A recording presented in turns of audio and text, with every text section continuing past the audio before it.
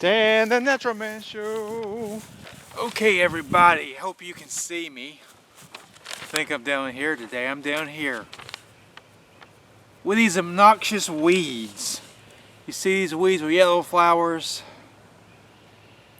Most people believe that these are just obnoxious weeds that we need to cut or weed.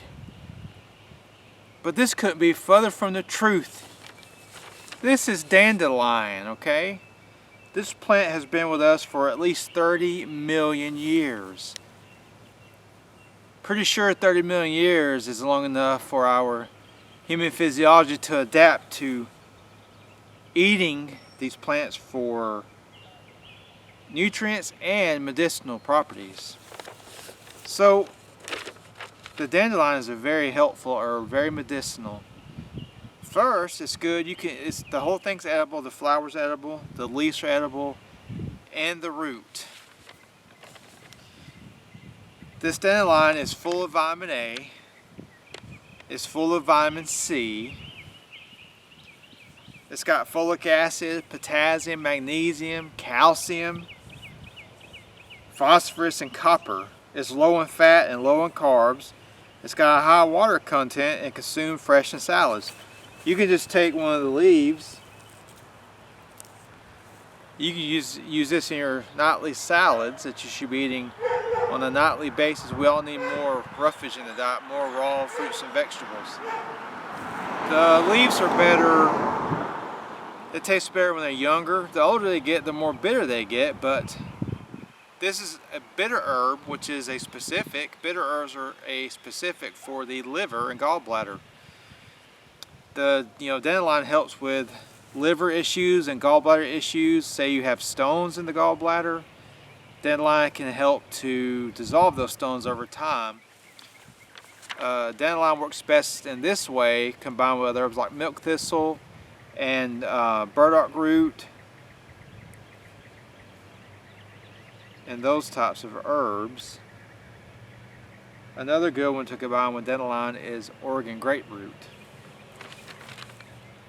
Before the Rockefellers and the pharmaceutical companies took over, people would actually get rid of their grass to plant fields of dandelion because it's such a useful medicinal herb. Other countries, like other parts of the world, we're in the US, but 80% of the world still uses herbs for their medicine because we've been using herbs for millions of years. They are non-toxic, they work really well, and they are abundant. I mean, this herb is free. It grows pretty much everywhere. I'm sure you have it in your yard too. Or if you don't have a yard, you can find some on the side of the road. So, some countries make herbal teas. They make herbal beers with dandelion mixed with other herbs. It's a good blood purifier.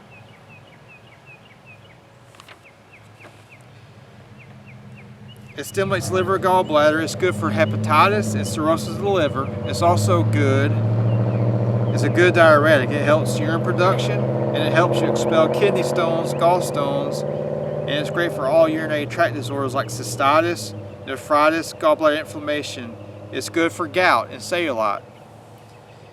It's a good laxative for some people. It's a fluid extract. You can use it as a plaster. You mash the leaves and you put it on skin affections such as wounds, scars, and tumors. It helps in these areas.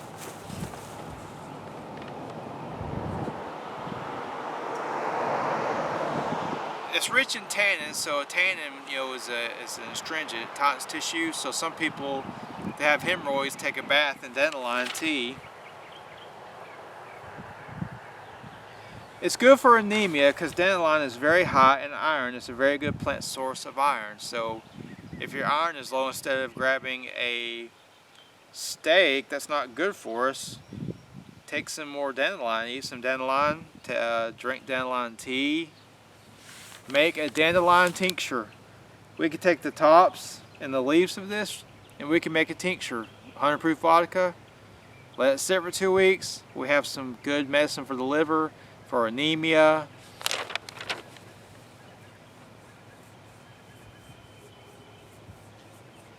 You can use this for ovarian cysts. You use the dried leaf infusions, which is a tea. It's also a really good food for the bees, and now we know that a lot of the bees are becoming extinct for some reason. Many people believe it's because of the Roundup. Well, leave your dandelions growing because the bees live off of these.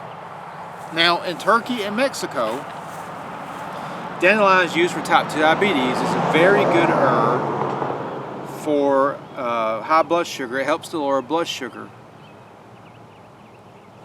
It's good for type 2 diabetes. It's also good for cardiovascular diseases. 45% of the root has a type of carb called inulin, and inulin is really good. It's really good to kill parasites in the intestinal tract. It's also good for cancer, and it's good for cancer and osteoporosis. It's a good source of usable calcium because it's an acidic plant. It's also anti-inflammatory, it's an antioxidant, and it's anti-rheumatic, which it helps with rheumatoid arthritis. It helps to ease the pain and the inflammation. I mean, I could talk all day about dandelion root. It's such a powerful, useful herb, and it grows everywhere. And here's my new ginkgo tree that I planted last year. So one day we'll have a big ginkgo tree so I can harvest some of the leaves to make a tincture, and ginkgo is good for the brain. So there you have it. If you thought that dandelion was just a useless weed, it's not. It's part of the sunflower family. It's very nutritious and medicinal. So if you see it, leave it alone. Make a salad out of it, make a tincture, play with it. Use it for different things, see how it affects you. If you found this video helpful, like it and share it. Check out my page, danthenaturalman.com. And remember, until next time, keep it natural.